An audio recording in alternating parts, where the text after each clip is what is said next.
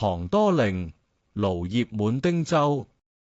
流過，蘆葉滿汀洲，寒沙大淺流。20年蟲過南樓。樓下係船猶未穩，能幾日，又中秋。黃鶴斷機頭，故人今在否？舊江山運是新愁。欲買桂花同載酒，終不似，少年遊。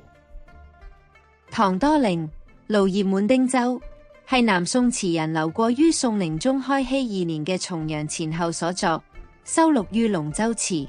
呢首懷古傷今之作，以僅60餘字嘅篇幅，凝結咗南宋中葉文人嘅時代悲慨。上闕以蘆葉滿汀洲嘅蕭瑟秋景喜慶，寒積沙頭，20年重訪南樓嘅時空對比，暗示咗光陰流逝與山河破碎嘅雙重滄桑。樓下係船猶未穩，記寫行旅匆匆，更遇國勢飄搖。而能幾日，又中秋，以節後更迭暗喻南宋王朝嘅殘山靜水。下闕黃鶴斷機頭，借古蹟抒懷故人今在否嘅追問，實為對同輩零落、國事日非嘅深沉嘆慰。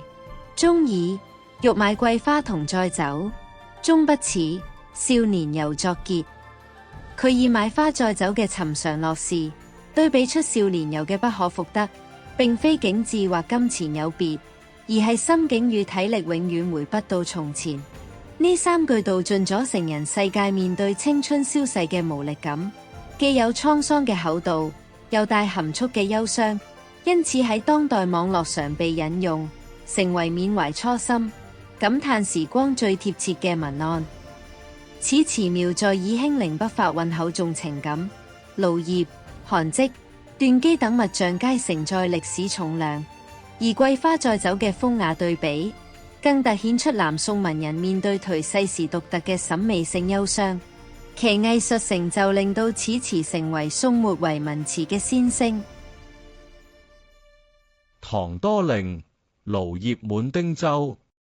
流過，蘆葉滿汀洲，寒沙大淺流。20年蟲過南樓。樓下係船猶未穩，能幾日，又中秋。黃鶴斷機頭，故人今在否？舊江山運是新愁。